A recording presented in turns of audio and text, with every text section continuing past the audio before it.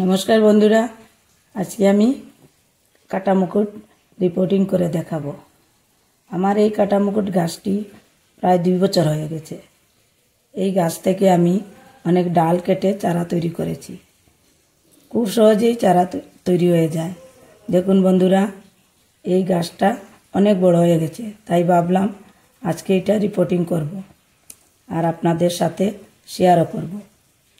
প্রথমে একটি টব নিয়ে নেই আর একটি কলামকুচি দিয়ে টবের ছিদ্রটা বন্ধ করে দিলাম আর একটু নিচে বালু দিয়ে ভরাট করে নেব।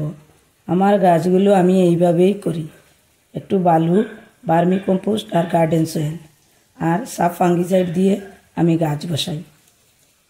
আমি আমার বাগানের মাটি একসঙ্গে বানিয়ে রেখে দিই।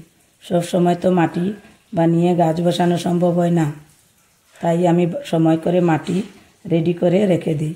কাটা মুকুট গাছ বসানোর আগে লক্ষ্য রাখবেন যে ড্রেনেজ জলটা যেন ঠিক থাকে।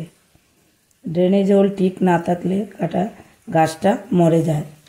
বেশি মিডিয়াতে গাছ বসানোর কোনো প্রয়োজন নেই। গাছের সাইজ অনুযায়ী অল্প মিডিয়াতেই কাটা মুকুট গাছ খুব সুন্দর হয়। মিডিয়া যত কম হয় বা নিয়মের মধ্যে থাকবে, আমার মনে হয় গাছগুলো ভালো থাকবে।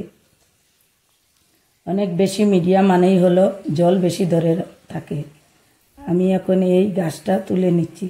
গাছটা অনেক বড় হয়ে গেছে আর শিকড়ও অনেক বেশি। একটা জিনিস লক্ষ্য রাখবেন, অনেকে বলেন কাটা মুকুট গাছ পচে যায়। চেষ্টা করবেন প্রতি বছর রিপোর্টিং করবেন, নতুন মিডিয়া পাবে, গাছও ভালো থাকবে। শিকড় কেটে দিলে নতুন শিকড় হবে আর শিকড় কাটার পর ফাঙ্গিসাইড দিয়ে শিকড়গুলো ভালো করে ধুয়ে পরিষ্কার করে গাছগুলো লাগিয়ে দেবেন। কোনো দিন গাছ পচবেও না। এই সব বিষয়ে আমাদের লক্ষ্য রাখা উচিত। আমরা যারা বাগান করি, আমরা সবাই আমাদের বাগানের গাছগুলোকে সন্তানের মতো যত্ন করা উচিত। তাহলে গাছ মরবেও না, পচবেও না, গাছ খুব সুন্দর হবে। এবং কাটা মুকুট গাছ অনেক রঙেরই হয়, আমার কাছে 2-3 রঙেরই আছে। তো আমি আজকে ওই হোয়াইট কালারের এটাই রিপোর্টিং করলাম।